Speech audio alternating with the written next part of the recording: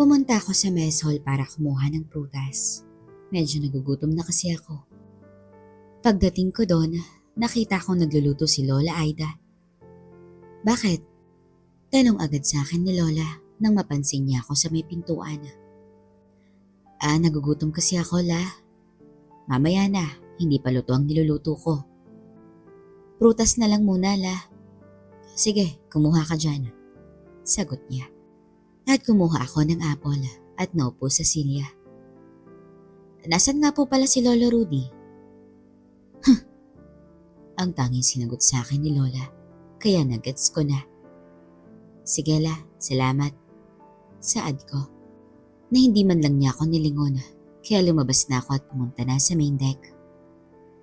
Nakita ko sa labas si Lolo Rudy at si Hepe. Nag-uusap. Habang sina Daddy at Mami naman ay nasa bridge kasama si Rosana. Tila may pinag-uusapan din sila. Kaya naglakad-lakad lang ako habang kumakain ng apple. Napansin siguro ako ni na Lolo at Hepe dahil tinawag nila ako. Hepe, Lolo Rudy. Ken, kamusta na ang mga sugat mo? Tanong sa akin ni Lolo. Wala to, Lo. Sagot ko sa kanya at napatingin ako kay Hepe. Inspector. Hepe, sabay tikas ko. Totoo ba talagang miyembro ng sindikato si Alona? Opo, Hepe. Sagot ko, nanulungkot ang mukha niya. Hindi niyo ba alam, Hepe? Hindi. I'm so disappointed on her. May kinwento po siya sa akin tungkol sa nakaraan yung dalawa. Sagot ko kay Hepe na napansin kong nagulat siya bigla. Anong kinwento niya? Gulat niyang tanong sa akin na napatingin ako kay Lolo. Bakit Minerva? Ano bang meron sa inyong dalawa? Wala. Ano bang kinwento niya sa'yo, Inspector? Tungkol po dun sa pag-umpisa niya bilang pulis. Ikaw daw po ang partner niya noon nung nagsisimula pa lang siya sa serbisyo. Oo. Nung nagsisimula pa lang siya, ako ang unang partner niya dahil walang gusto makipag-partner sa kanya dahil baguhan pa lang siya. Ganun ba? Parang discrimination ata yun Ganun na nga. Wala akong choice kaya ako na lang nakipag-partner sa kanya. Habang naghahanap ako ng makakapares niya. Kwento ni Hepe. Kaya pala ako ang pinili niyo. Tanong ko na natawa na lang si Hepe. Sorry, Inspector. Alam kong matapang si Alona at by the book palagi yun. Kaya siya ang tamang maging partner mo dahil alam kong mabilis kang matuto. Natuto nga ako pero hindi tungkol sa serbisyo. Saad ko na natahimik bigla si Hepe. Sorry po. Saad ko na lang na umiling lang siya.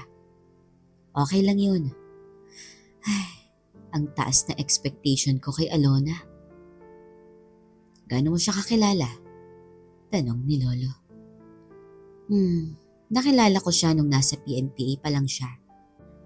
Pinakilala siya sa akin ni Ricky. Sus, ang buwaya. Saad ni Lolo. Kung iisipin mo ng mabuti, matagal na palang miyembro si Alona nung nasa PNPA pa pala siya.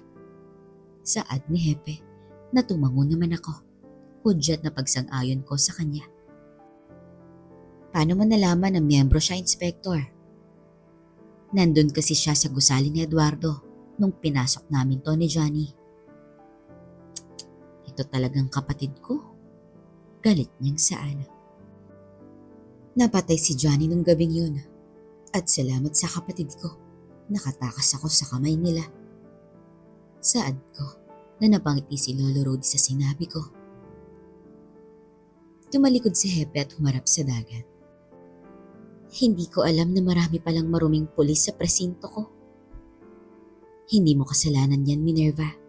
May mga tao talagang hindi pwedeng maglakad ng matuwid. Saad ni Lolo sa kanya. Anong plano mo ngayon, Hepe? At alam mo nang totoo. Tanong ko sa kanya na huminga naman siya ng malalim at humarap sa amin ni Lolo. Kailangan kong bumalik ng Pasay para hanapin ito. Delikado ang buhay mo, sagot ni Lolo sa kanya. Tama po si Lolo Rudy, Hepe. Malalagay sa peligro ang buhay mo kung babalik ka ng Pasay, saad ko sa kanya. Paano malalagay sa peligro? Hepe ako ng pulis, hindi nila ako gagalawin. At isa pa, kailangan kong isettle ang problema mo. Saad niya sa akin na napaisip naman ako bigla. Anong gagawin mo para kay Ken? Tanong ni Lolo. Gagawa ko ng special report tungkol sa kaso niya at ipepresent ko to sa board, hoping mapawalang sala si Ken sa anumang kasong isasampa nila laban sa kanya. Yan ay kung walang mangingialam sa kaso, saad ni Lolo. Anong ibig mong sabihin, Rodrigo? Minerva, malalim ang hawak ng sindikato sa PNP. Tsaka kung may mangingialam sa gagawin mong yan. Tama si Lolo Rudy, Hepe. As long as nandyan ang sindikato, hindi magiging madali ang lahat. Hindi natin malalaman hanggat hindi ko to sinusubukan, sagot ni Hepe sa amin. Like I said, hindi ka aalis sa barkong to. Narinig namin si Rosana na nagsalita. At nakita namin naglalakad na siya palapit sa amin. Rosana, saad ni Hepe. Malalagay sa peligro talaga ang buhay mo, ngayon alam na ng sindikato na kasama kita. Wala silang alam, Rosana. Mali ka, Ninang. Naipalabas na sa balita kanina ang nangyari sa sementeryo. Balita ni Rosana sa kanya na natahimik na lamang si Hepe. Hindi ka aalis sa barkong to.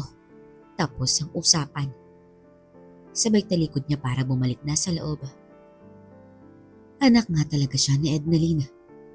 Saad ni Hepe kay Lolo na napangiti na lang si Lolo. Sir, nandito na yung unang helicopter na hiniling mo. Balita ni Cardo sa kanya. Sige, isakay niyo na ang mga gamit. At kunin mo yung GPS tracker natin. Utos niya na nagmamadaling kumilos naman ang kanyang mga tauhan.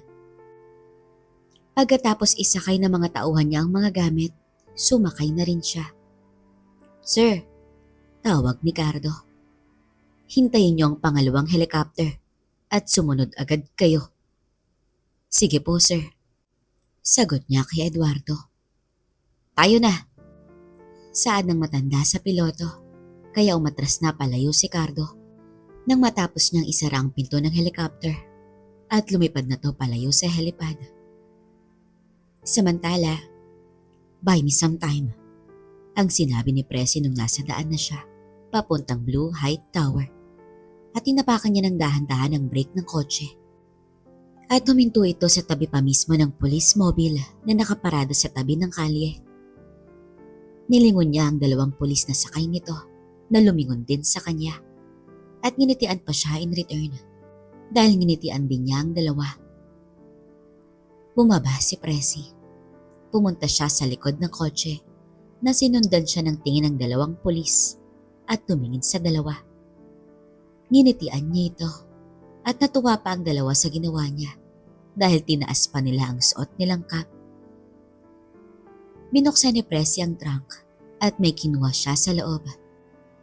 Tumingin siya sa dalawang pulis at ginitian niya ito.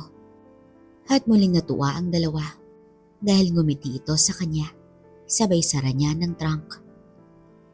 Doon, dahan-dahang nawala ang ngiti ng dalawang pulis. At ang kaninang tuwang nakikita sa mukha nila, napalitan ng takot. Dahil sa nakita nilang pinasa ni Presi sa balikat niya. She said, buy some time, so I'm going to buy her some time. Saad ni Presi, sabay kalabit ng gatilyo ng RPG. At lumipad to papunta sa 5th floor ng Blue Heights Tower at sumabog ang mga salamin at pader nito. Nagsitakbuhan ng mga tao sa paligid ng building, habang yung pedestrian ay nagsitakbuhan din palayo at may mga kotse pang nagbanggaan dahil sa pangyayari. Habang yung dalawang pulis naman na nasa kotse ay nataranta din. Agad nilang binunot ang baril nila at tinutukan si Presi. Ibaba mo yan! Sigaw ng isang pulis na nagpaut pa si Presi. You guys are such a drag. Sagot ni Presi sa kanila. Sabay bagsak niya ng RPG sa lupa. Pare, tumawag ka ng backup. Ako nang bahala sa kanya. Utos ng isang pulis sa kasamahan niya. Nagmamadali namang bumalik sa patrol car ang isang pulis, habang yung isa naman ay dahang-dahang lumapit kay Presi. Itaas mo ang kamay mo at huwag kang kumilos. Utos niya kay Presi. Tinaas naman ng dalaga ang kamay niya at nakangiti pa siyang hinihintay na makalapit ang pulis sa kanya. Huwag kang kumilos, saad ng pulis habang inaabot ng isang kamay niya ang poses niya sa likod. Nung ilang talampakan na lang siya ni Presi, biglang lumingon ang dalaga sa kasamahan nitong pulis na nasa loob ng patrol car na hawak nito ang radyo. That's not good, saad ni Presi. Nanapahan na lang yung pulis na nasa harap niya. Ano ang takang tanong ng pulis nang hinitian siya ni Presi at sinipa ng dalaga ang kamay ng pulis na may hawak na barel at umikot siya. Tumama ang kanang paa niya sa dibdib ng pulis. Napasigaw sa sakit ang pulis at natumba ito. Nakita ni Presi na papalapit na yung pangalawang pulis, kaya agad niyang inapakan sa dibdib ang natumbang pulis at tumalon siya, sabay patid niya sa mukha sa pangalawang pulis. Nung nakita to nung unang pulis, agad siyang bumangon. Pero bago pa siya nakatayo, pinatid na siya ni Presi sa mukha, kaya napaikot siya at muling natumba sa semento.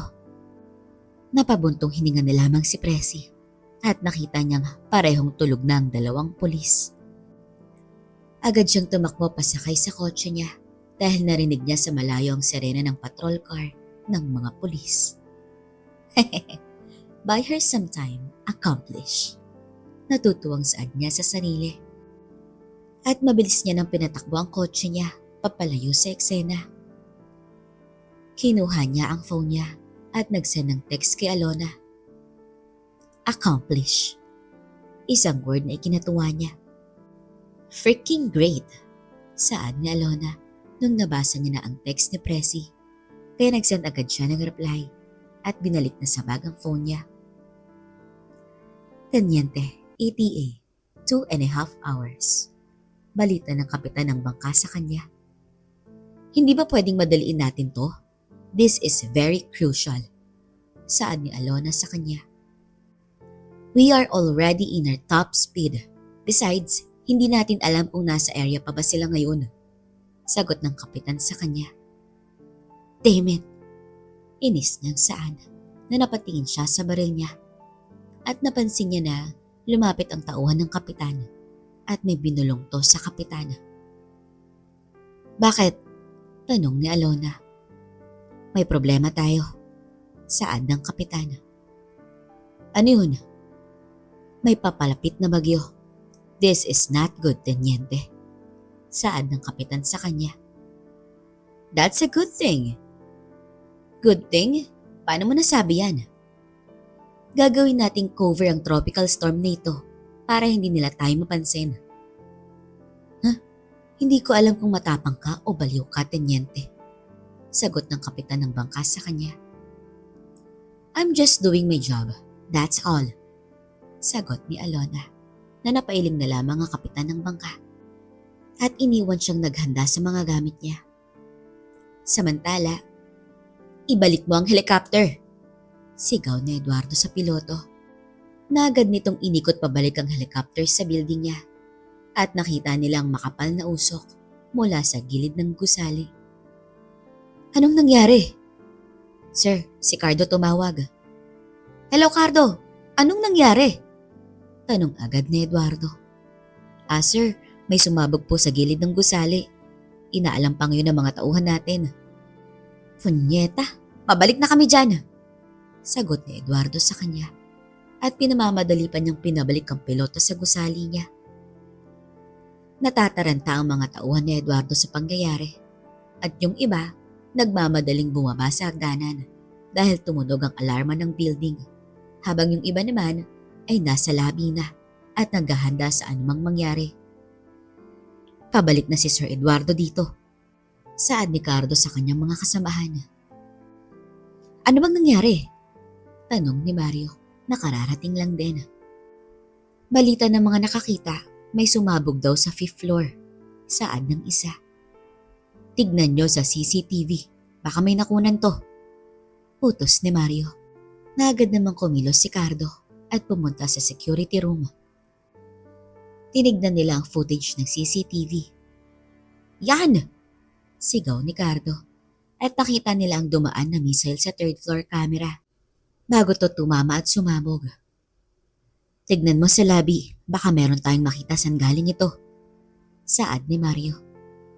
May pinindot si Cardo at tinignan nila ang footage sa lobby pero wala silang makitang kakaiba sa paligid. Maliban sa kotse ng pulis na nakapara sa kabilang kalye. Pero ang hindi nila nakita, ang kotseng nakaparada sa tabi nito na hindi makita sa view ng CCTV. Saktong-sakto ang posisyon ni Presi kanina dahil tago ang pwesto niya at yung ilaw na lang ng missile ang nakita nila nung lumipad ito. Diyan, turo ni Mario. Kaya agad silang lumabas ni Cardo kasama ang iba pang kasamahan nila palabas ng security room, palabas sa lobby at sa gusali. Doon, turo ni Cardo. Kaya tumawid sila sa daan, papunta sa patrol car.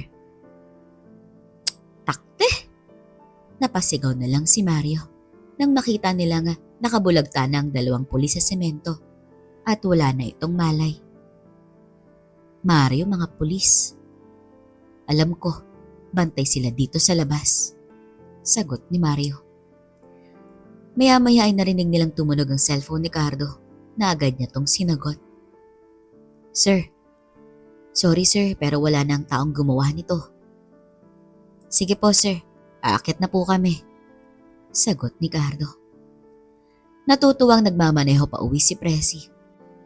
Nang may napansin siyang taong nakatayo sa tabi ng kalye, malapit lang sa traffic light at tila tinatawag ang pansin niya. Napaisip sandali si Presi. Hinawakan niya ang baril na nasa tabi lang niya. Nagpalit ng ilaw, kaya huminto siya nung naging pula ito. Hinanda niya ang sarili niya sa maaaring mangyari.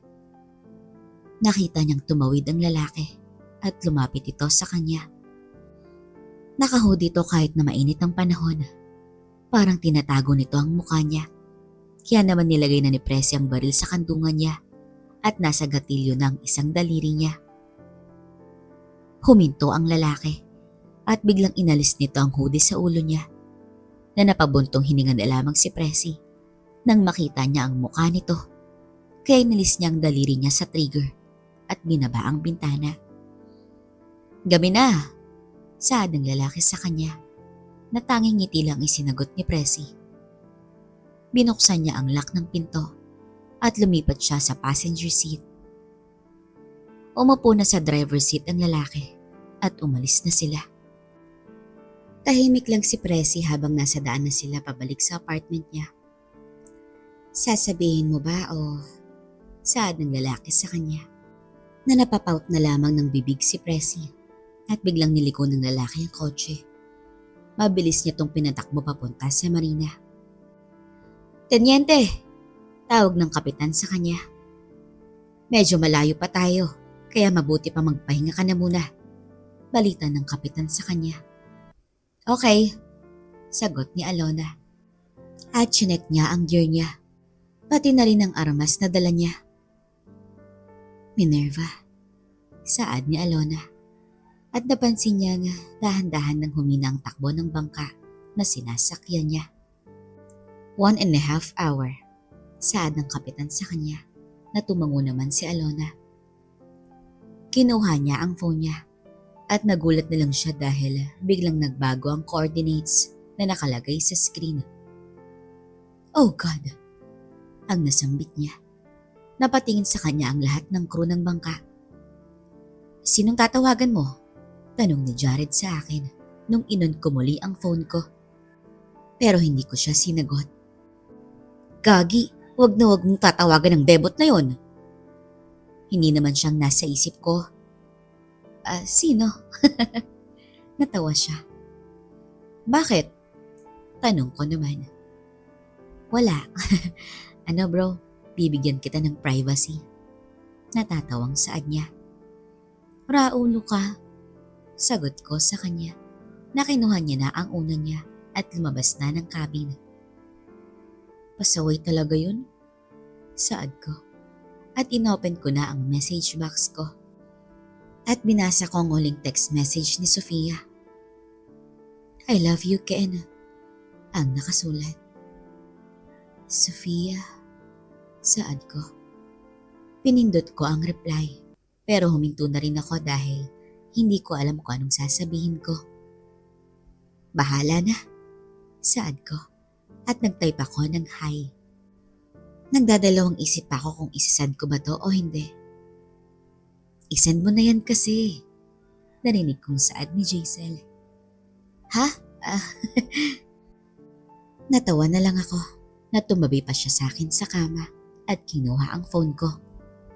Uy, akin na yan. Saad ko at pilit kong kinukuha ang phone ko sa kanya.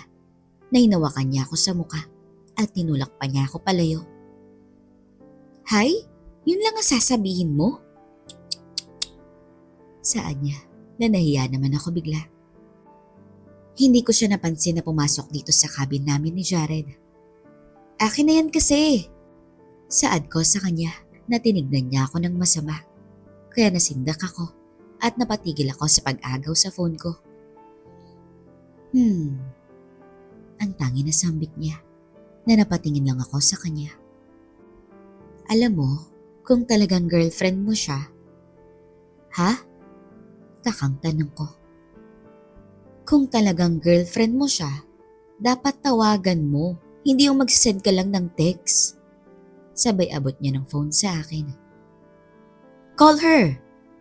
Saad nito, na natulala lang ako sa sinabi niya. What? Mahina kasi ang signal dito. Fool, lumabas ka. Sabay bagsak sa phone ko sa kama at lumabas siya. Bumalik siya sa loob. Nga pala, muntik ko nang makalimutan. Dinner is served. Saad niya at nginitian niya ako bago siya umalis. Jeez, ang tangi na sabi ko. Kinuha ko ang phone ko at binura ko ang hi na tinype ko kanina. Tatawagan ko si Sofia? Paano kung hindi niya ako sagutin? Tanong ko sa sarili ko nang bigla na lang may lumipad na unan at tumama sa mukha ko. Kakain na! Saad ni Jared sa akin.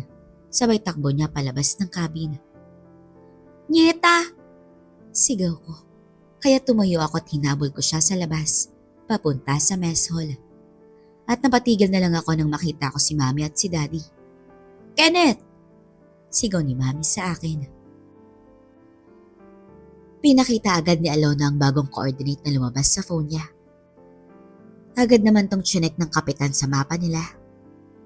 Not good. Saad ng kapitan sa kanya. Bakit? Eto na ang unos. Hindi to maganda. Balita ng kapitan sa kanya. Don't worry. Just drop me off at ako nang bahala doon. Nababaliw ka na ba? Nagulat ang kapitan sa sinabi niya. Just do what I say, okay? Saad ni Alona sa kanya. Alam kong may abilidad ka, pero hindi ko alam na pati kabaliwan meron ka. Saad ng kapitan sa kanya. Just do what I say. Saad ni Alona, na nagkatinginan na lang ang kapitan at ang kanyang mga tauhan. Buhay mo yan. Saad ng kapitan. Anong balita? Tanong agad ni Eduardo nung bumaba siya sa helicopter. Sir, may tumira ng racket sa gusali. Balita ni Mario sa kanya. Punyeta, sinong gumawa nito? Hindi namin alam sir, pero may suspetsya kami. Nakasabwat to ni Rosana. Sagot naman ni Cardo. Alam na kaya nila? Tanong ni Eduardo na nagkatinginan na lamang si Cardo at si Mario. Balik sa helicopter! Sigaw ni Eduardo. Sasama na ako sa inyo, sir. Saad ni Mario na nagmamadali silang sumakay muli sa helicopter. Cardo, pagdating ng pangalawang helicopter, sumunod agad kayo sa amin. Utos ni Eduardo sa kanya. Kalahating oras pa sir ang dating noon. Wala akong pakialam, basta dalian nyo. Masusunod sir, sagot ni Cardo. Tayo na! Sigaw ni Eduardo. Kaya umatras na si Cardo at lumipad na yung helicopter. Mabilis tong lumayo sa gusali. Cardo! Tawag ng tauhan niya. Ano yun? May mga pulis at bumbero na sa baba. Ngayon pa na may operasyon tayong gagawin. Anong gagawin natin? Tanong ng tauhan niya. Tara, hanapin natin sila. Sagot nito. Kumain na kami ng hapunan at medyo abala ang isipan ko sa gagawin ko mamaya. Tatawagan ko ba siya o ite-text ko na lang? Tanong ko sa sarili ko habang kumakain ng hapunan. Tawagan mo, saad bigla ni Jaisel na napatingin silang lahat sa akin. Ha? Ang tangi na sambit ko. Kita ko namang natawa si Jared sa akin. Sinong tatawagan niya, Iha? Tanong ni Rosana. Sino pa nga ba? Natatawang saad ni Jared. Kenneth? Tawag ni Mami sa akin na bigla akong tumikas sa pagkakaupo at napakamot sa ulo. Ken? Tawag ni Daddy na natawa na lang ako. Sino bang tatawagan mo ha, Kenneth? Tanong ni Lola Aida na nakita kong nakatingin na rin si Hepe sa akin. Natatawa na lang ako. Gagi, sabihin mo na kasi na bebot mo ang tatawagan mo. Saad ni Jared sa akin na binatukan siya ni Jaisel. Don't say such stupid things, you moron. Saad ni Jaisel sa kanya na natawa na lang kami pati na rin si Hepe. I am not you, psycho. Balik ni Jared kay Jaisel. Sino ba talagang tatawagan mo, Ken? Tanong ni Lolo Rudy sa akin. Si ano po? Si Sofia. Biglang napatigil si Mami sa pagsubo at tumingin sa akin. Si Sofia? Dapat nga apo natawagan mo siya. Sagot ni Lolo Rudy sa akin. I like her. Saad naman ni Daddy na napangiti ako. Nabigla namang tumayo si Mami at kinuwelyuhan ako at nilapit ang mukha ko sa mukha niya. Mami? Takot kong saad na nakita ko namang galit siyang nakatingin sa akin. Do not mess this up. Bigla niyang saad na nagulat kaming lahat sa inasal niya. Yes, Mami. Biglang lumiit ang boses ko nung sinagot ko siya. Sabay bitaw naman niya sa akin at bumalik na sa kanyang upuan. Who is this Sofia, by the way? Tanong ni Rosana. My idiot son's girlfriend. Oh, is she pretty, Ken? Tanong ni Rosana na tinignan siya ng masama ni Mami. What? Tanong ni Rosana na tinuro lang siya ni Mami gamit ang tinidor niya. Babe, calm down. Saad ni Daddy. At tinusok ni Mami ang isdang ulam niya at kinain niya ito. Bakit mo naman naisip na tawagan si Sofia, Ken? Tanong ni Daddy. He is not. Saad bigla ni Jaisel. Ha? Takang tanong nilang lahat. Ite-text niya lang to. Wait, akala ko ba magkapatid tayo? Tanong ni Jared sa akin. Ano ang relevance sa sitwasyon ko? Ha? Kung hindi mo na itatanong pagdating sa mga... Tumigil siya dahil tinignan siya ng masama ni Jaisel. I mean, sa mga girls, matinik pa ako sa alas 5. Pagmamayabang niyang saan. Yeah, right. Saad na lang bigla ni Julie na napatingin kaming lahat sa kanya. Matinik pa sa alas 5? Torpe ka pa nga sa alas 2. Sagot ni Julie na sumabog ang tawanan sa buong mesol. Come on! Naihiyang saad ni Jaren. Habang nagkakatuwaan silang lahat sa loob ng mesol, lingid sa kaalaman nila ang peligrong paparating sa kanila. Ilang oras na lang ay mararating na ni Alona ang lokasyon nila Ken. Habang si Eduardo naman ay nasa himpapawid na rin, papunta sa lokasyon nila. Samantala, inaasikaso na ni Cardo ang problema sa nangyaring pagsabog sa gilid ng gusali. Abala ang lahat ng tauhan ni Eduardo sa pag-aasikaso. Pati na rin ang pagsagot sa mga tanong ng mga pulis kanina. At pag-apula sa nasusunog na bahagi ng gusali. 30 minutes, balita ng kapitan kay Alona. Good, sagot niya at sinuot niya na ang gear niya. Minerva, saad ni Alona sa sarili. Hi mga loves ko, na-miss niyo ba ang shoutout? Uumpisahan ko na. Unahin ko na si Jodan TV. Hello rin kay Mr. Janjan Boy. Hello rin kay Rudranath Sarkar. Kay Frank P. Shoutout din kay Oregon TV. Kay Nonoy Nelski. Hello rin kay Reynaldo Jr. Yuki. Kay Marefeco Dizal. Hello rin kay Chris Jim Redes. Shoutout din kay Francis Pilapil na nakikinig pa sa atin from Binangonan, Rizal. Hello rin kay Jeffrey Kaminge. Kay Hernando Cabanting. Hello rin kay Samson. Kay Nico Pahila. Kay Kashing Gaming. Shoutout din kay Jay Grado. Hello rin kay ML Lang Malakas na laging nakikinig sa atin. Shoutout din kay Samson Dugel. Kay RG Laskit. Hello rin kay Malmonte. Kay Sonny Pedraza na palaging nakikinig sa atin. Hello rin kay Mark Borja. Mga loves ko, sa mga gusto pa pong magpa-shoutout, mag-comment lang po kayo sa ibaba at ilagay nyo na rin po kung taga saan po kayo para alam po natin kung saan umaabot ng ating videos. Thank you mga loves. Bye! Hello mga loves ko. May hihingin lang ako na favor sa inyo. Paki-subscribe naman ang backup channel natin na Miss Amorosa. May bago po tayong stories dito. At sa mga gusto naman pong mapakinggan ulit si Aling Saida at ang mga bagong stories, andito na po kay Madam Midnight Files. Huwag niyo rin pong kalilimutan mag-subscribe. Thank you mga loves. Love you all. Bye!